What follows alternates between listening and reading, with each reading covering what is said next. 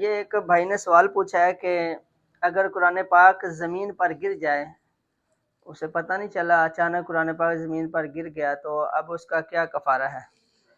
تو دیکھیں، اگر ہم قرآن و حدیث کا اس حوالے سے یا فقہائے اربعہ کا اس حوالے سے کوئی اقوال دیکھیں تو ان کے اس حوالے سے کوئی اقوال نہیں ملتے کہ اس پر کیا کفارہ بنتا ہے، اس طرح کے کوئی بھی ذکر نہیں ملتا۔